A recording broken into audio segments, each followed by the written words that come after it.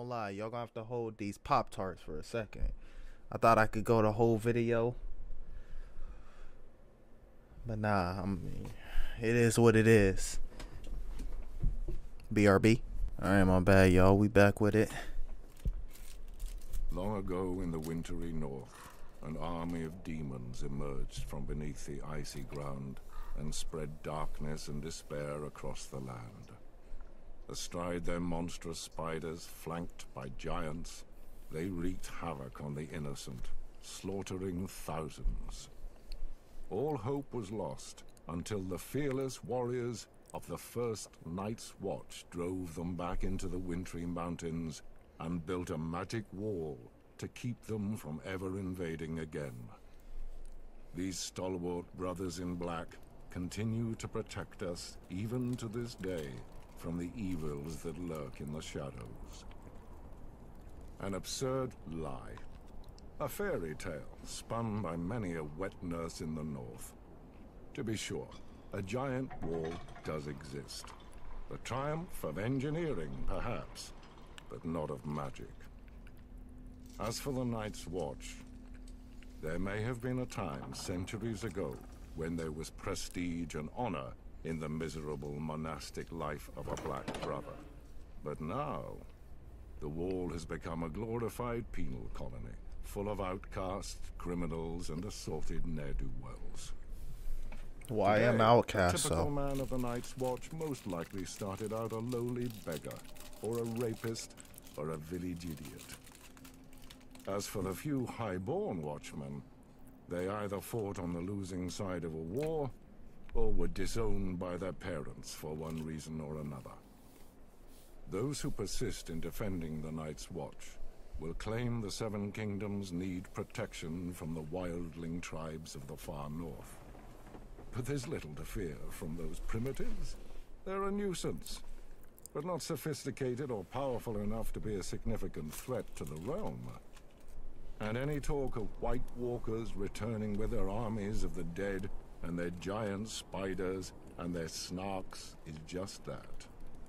Talk. Hey, it's better.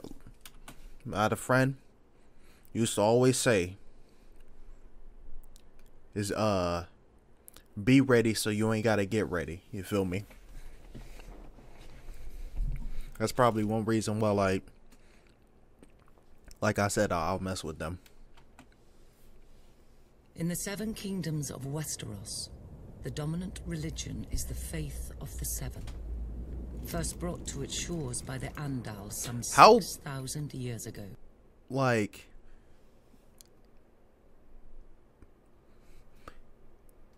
whether it's miles or kilometers or just in scale of something, you know, IRL. How big is the world of Game of Thrones? And is there more? Hold on. Talk. 1,000 years ago. And is there more besides right here?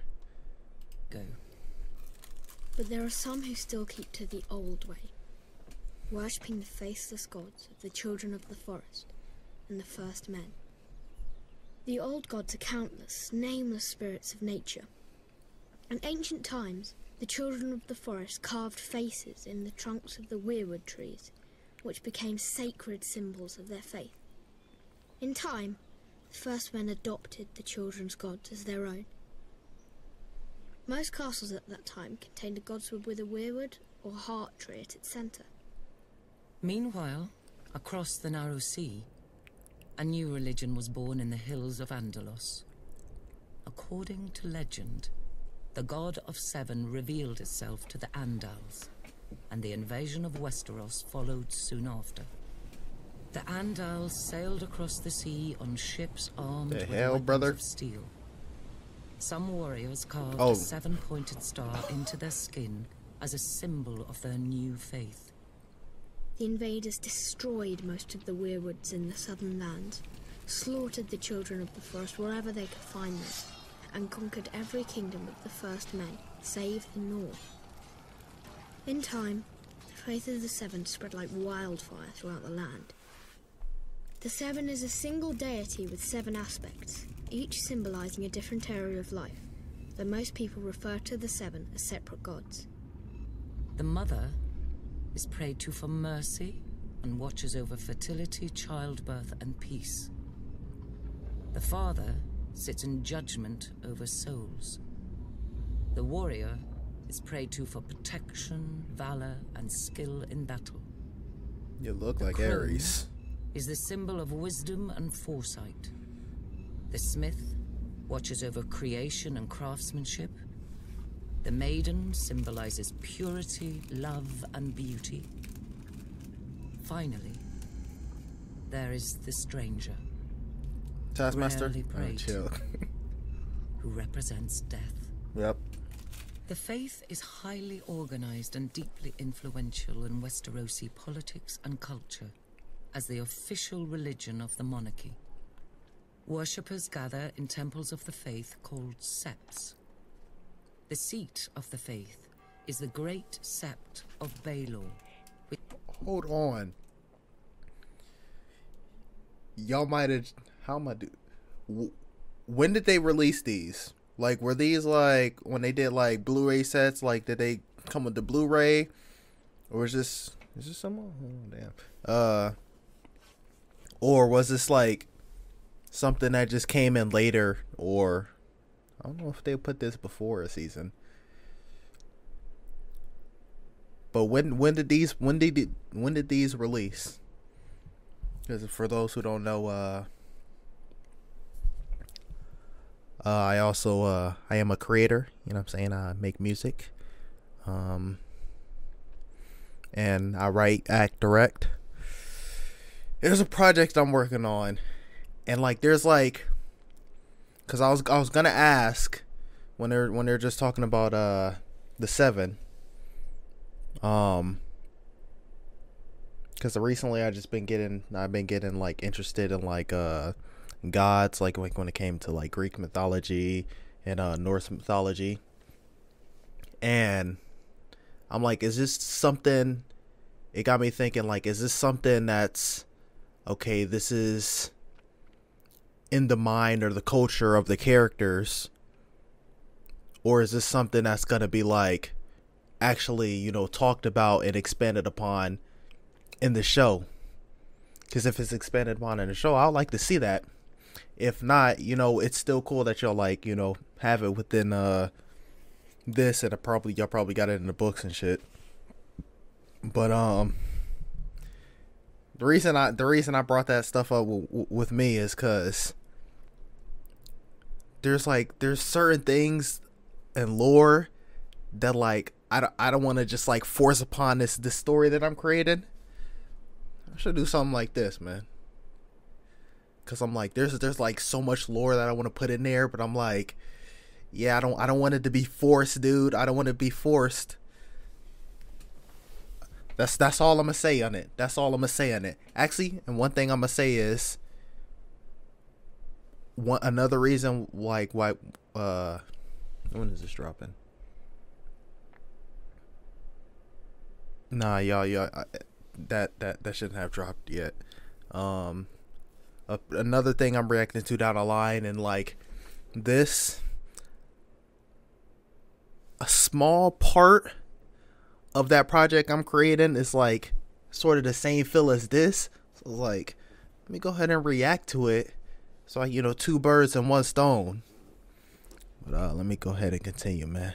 Which is located in the capital city of King's Landing.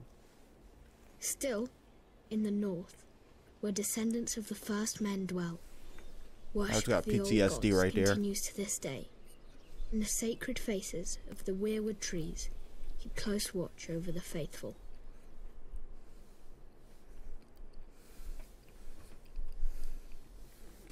The ascension of Aegon Targaryen was confirmed, and the fate of the 7 kingdoms sealed on the Field of Fire. Kings Loren Lannister of the Rock and Mern Gardner of the Reach stood against Aegon's invasion. They commanded a united force of 600 banners, 5,000 mounted knights, and 50,000 men-at-arms. Aegon's host was vastly outnumbered, and when the army of the two kings charged, the invaders turned heel and ran. But Andalmai was no match for Dragonflame. When Aegon unleashed all three of his dragons, 4,000 souls were horrendously burned alive on the battlefield, King Mern among them. It's tough. Realizing all hope was lost, King Loren surrendered. The Starks of Winterfell had no intention of submitting to Targaryen rule. They had reigned as kings in the north since the days of the First Men and were determined to resist the Targaryen invaders, just as they had resisted the Andals thousands of years before. King Torrhen Stark led his army to the Red Fork just east of Riverrun, hoping to succeed where Lorne and Mern had failed. But when Torrhen saw the size of Aegon's now mighty host, along with his monstrous dragons, he knew he couldn't subject his followers to the horror of another field of fire.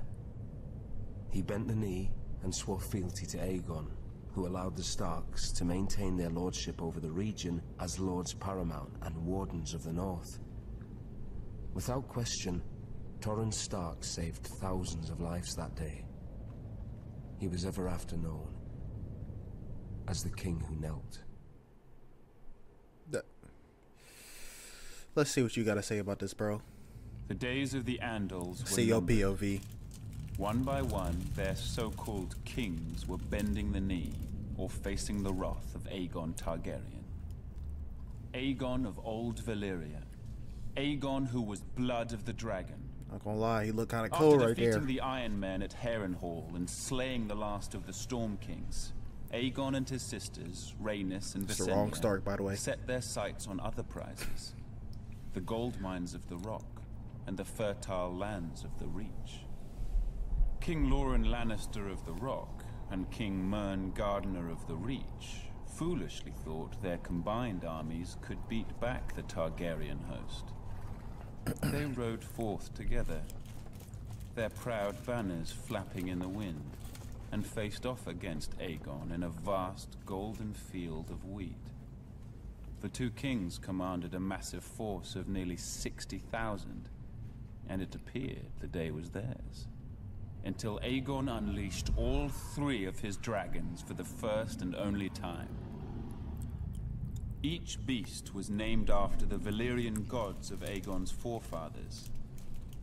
Visenya rode Vhagar, whose fiery breath could melt armor. Rhaenys rode Meraxes, whose jaws were big enough to swallow a horse whole. Greatest of all was Balerion the Black Dread, with fire dark as night and wings so huge whole towns were covered in shadow when he flew overhead. This magnificent creature was ridden by Aegon himself. 4,000 men were bathed in glorious dragon flame that day, on what came to be known as the Field of Fire. King Mern was among the dead, and House Gardener died with him.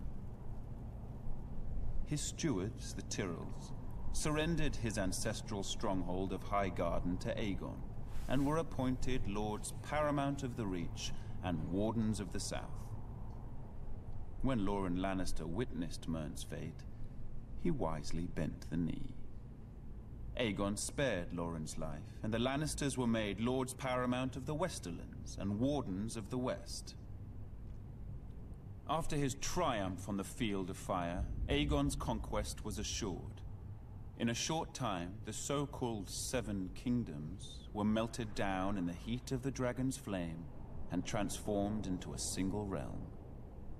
Aegon would forever be known as Aegon the Conqueror. You kind of badass for that. I can't even cap.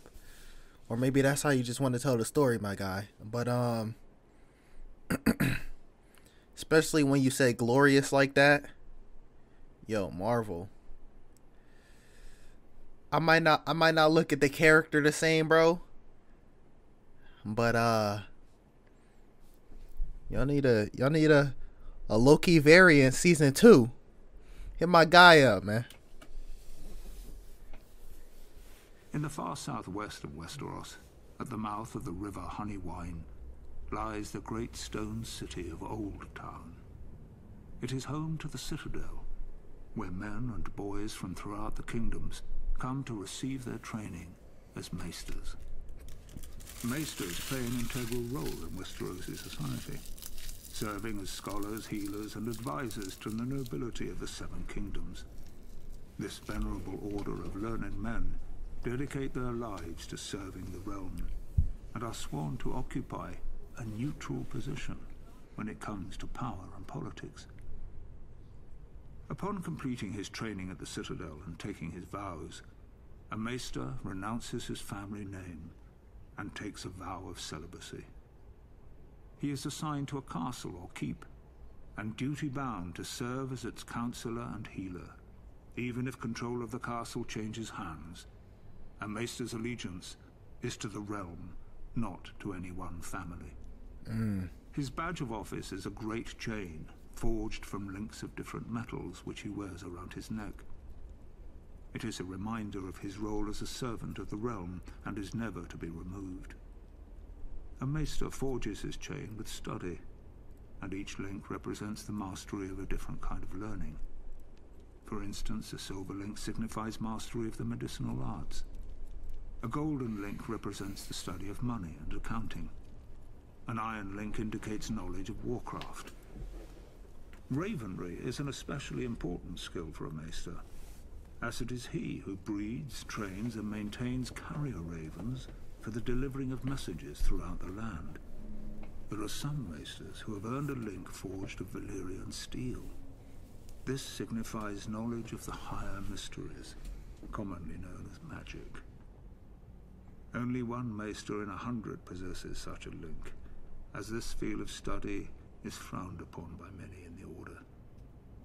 It is possible magic may have existed for a time long ago, but most consider the higher mysteries to be long gone from this world.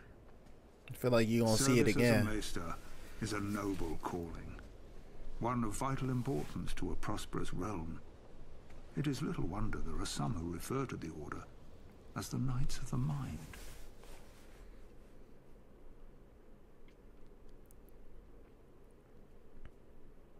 As word of King Aerys' erratic and troubling behavior spread throughout the Seven Kingdoms, Lord Rickard Stark continued to serve his king. By the way, when I said Aerys earlier, when I was like, you look like Aerys, bitch, I was referring to the god of war. Faithfully as Warden of the North. The proud father of 4 children, his daughter Lyanna, was engaged to Robert Baratheon, the young lord of Storm's End. Centuries of peace between the North and the Iron Throne ended the day Rhaegar Targaryen, Prince of Dragonstone, abducted Lyanna. Enraged, Brandon Stark rode to King's Landing, demanding the release of his sister and the death of Rhaegar. Aerys arrested him for treason, and called his father to come to the capital to ransom him. When Lord Rickard complied, Aerys, now utterly mad, arrested him for treason as well. Lord Rickard demanded a trial by combat. Aerys declared fire the champion of House Targaryen, and had Lord Rickard suspended from the rafters of the throne room while pyromancers lit a blaze beneath him. As he burned, Brandon was brought into the throne room. A leather cord attached to a strangulation device was wrapped around his neck. Aerys told Brandon his father was a dead man, but there was a chance to save him. A longsword was placed on the floor just out of Brandon's reach, and the more he struggled to reach it, the more the cord tightened around his throat. Brandon Stark strangled himself, trying to free his father, who was roasted alive in his own armor. The entire court stood and watched this atrocity take place. Sir Jaime Lannister and the Kingsguard among them. The Mad King was reported to have laughed hysterically as these 2 noble men were tortured and brutally killed before him. Seeking to rid the world of all his supposed enemies, Aerys called for the head of Rickard's younger son, Eddard Stark, and Lyanna's betrothed, Robert Baratheon. He sent word to Lord John Arryn, who had fostered both young men at the Eyrie, to apprehend them. Instead, Lord Arryn joined houses Stark and Baratheon in rebellion. Robert vowed to kill Rhaegar Targaryen and get his beloved Lyanna back.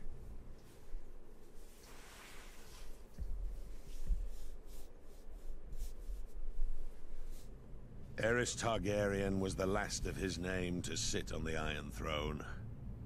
Known far and wide as the Mad King, his was a reign of instability and terror.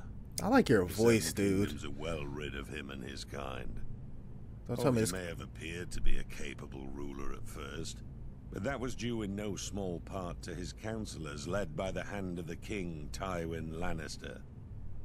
There may have been years of peace and prosperity during Aerys's reign, but it was Tywin who was really running the country, as Aerys spiraled further and further into insanity.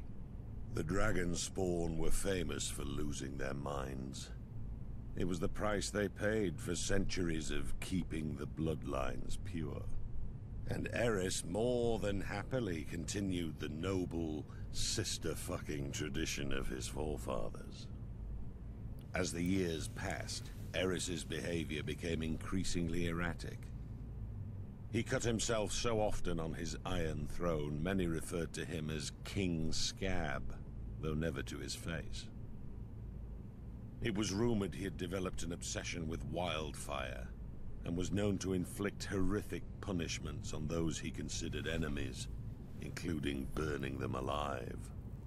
As his paranoia and bloodlust grew, he had a bitter falling out with Lord Tywin, who had served the crown faithfully for 20 years. At least Tywin was able to leave the job with his life and fortunes intact. Subsequent hands of King Aerys weren't so fortunate. Then the Targaryens went too far. The Crown Prince Rhaegar abducted Lyanna Stark, daughter of Rickard Stark, the Lord of Winterfell. She was my betrothed. She was my beloved.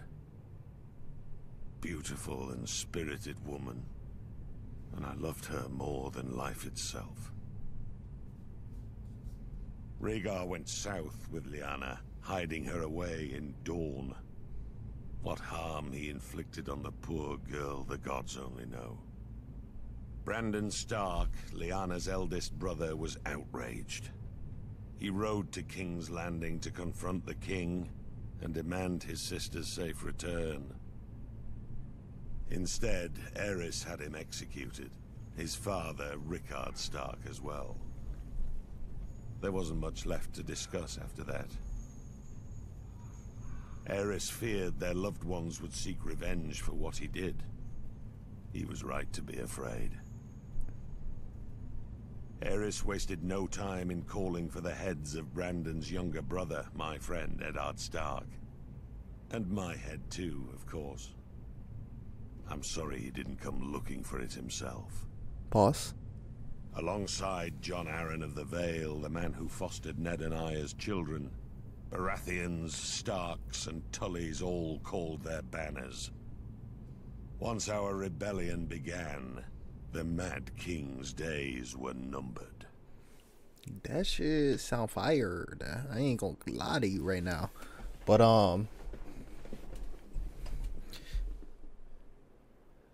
like I'll be thinking about it when I'm editing the video, like subconsciously. But I didn't think about it there until I was like, bro, is this gonna be the last time I hear your voice? Or like when y'all do season 2, is you gonna come back for some voiceovers, my guy? Let's see what you gotta say in this, my guy. As Aerys Targaryen's behavior grew more and more erratic, the task of ruling the Seven Kingdoms fell to me, Tywin Lannister. I had served Aerys for nearly 20 years, and as a result, the realm had prospered.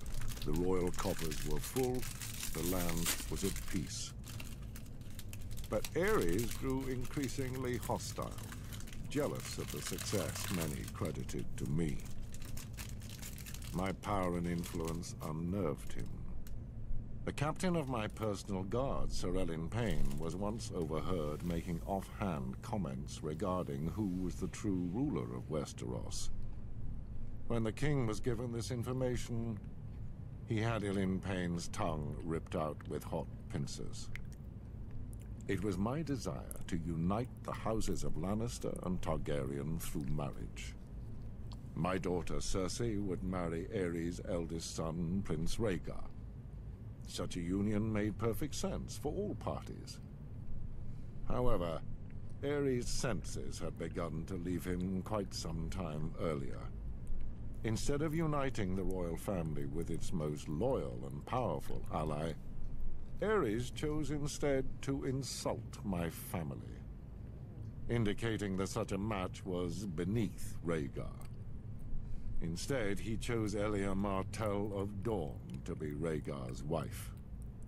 As if to rub salt in my wounds, Aerys appointed Jaime, my son, to the King's Guard. The King's Guard may be an honor for lesser families than ours, but it is a lifetime appointment that forces him to renounce all family holdings. This creates a difficulty in naming an heir to Casterly Rock. But Aerys knew all that. I had grown tired of the king's constant provocation. Thus, I resigned my post as Aerys' hand and returned to Casterly Rock with my considerable forces. When Robert Baratheon rebelled against the throne, Aerys grew fearful that I would join with Robert's forces and rise against him. He thought himself clever and kept Jaime very close, as if warning me.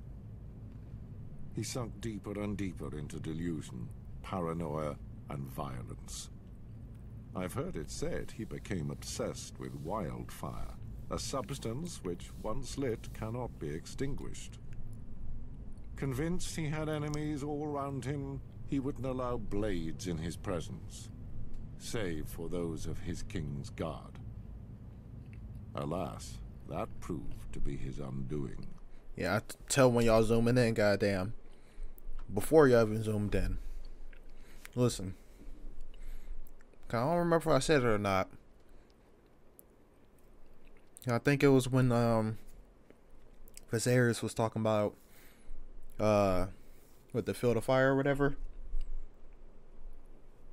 Some of the things I'm like, listen. You look at me crazy all you want to. I would have did the same thing. Now, after that situation, that's where you messed up. Oh, I remember what made me think that. When I think I was going I would have done the same thing. I would have respected it. When like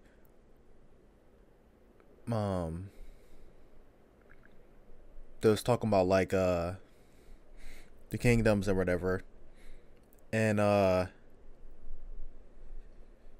instead of 7 it being 1,